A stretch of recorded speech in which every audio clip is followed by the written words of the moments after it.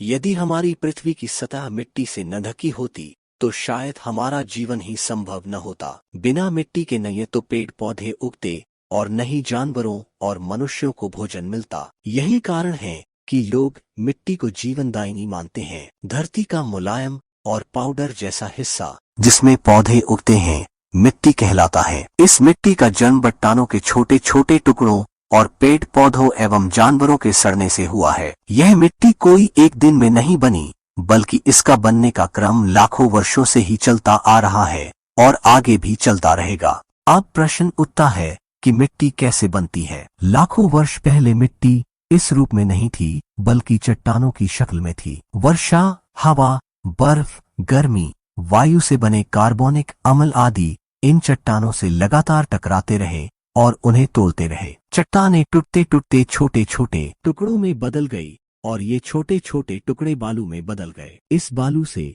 कीचड़ का बना। बैक्टीरिया और दूसरे सूक्ष्म जीवों ने चट्टानों से बनी बालू में उपस्थित खनिज पदार्थों को दूसरे जटिल पदार्थों में बदलना शुरू कर दिया। धीरे धीरे धरती पर मिट्टी के वे ढेले बन गए, जिन्हें हम आज अपने खेतों और बगीचों में देखते हैं। इस प्रकार बनी मिट्टी को अधिक उपजाऊ बनाने का काम बहुत से जानवरों, पेड़ पौधों, कीड़े मकोड़ों, केंचुओं तथा अनेकों सूक्ष्म जीवों ने किया। ये सब हमारी जमीन पर एक रासायनिक प्रयोगशाला की तरह काम करते रहे हैं। इनका मरना तथा जन्म लेना मिट्टी के निर्माण में योग देता रहा। मिट्टी को 4 सतहों में बांटा जाता है। सबसे ऊपर की सतह को, जिसमें पेड़ पौधे उगते हैं, ऊपरी सतह टॉप सॉइल या हॉरिजन हराइजन कहते हैं। इस सतह में कार्बनिक पदार्थों और ह्यूमस की अधिक मात्रा होती है। इससे निचली सतह को भी हॉरिजन या सब सॉइल कहते हैं। इसमें खनिज पदार्थों की बहुतायत होती है। किसान हल जोतकर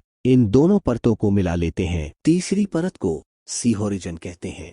इसमें पत्थरों के छोटे छोटे टुकड़े होते हैं। सबसे निचली परत को डी हॉरिजन या बेड रॉक कहते हैं। इसमें पत्थर होते हैं। ये चारों परतें ऊपर के चित्र में दिखाई गई है।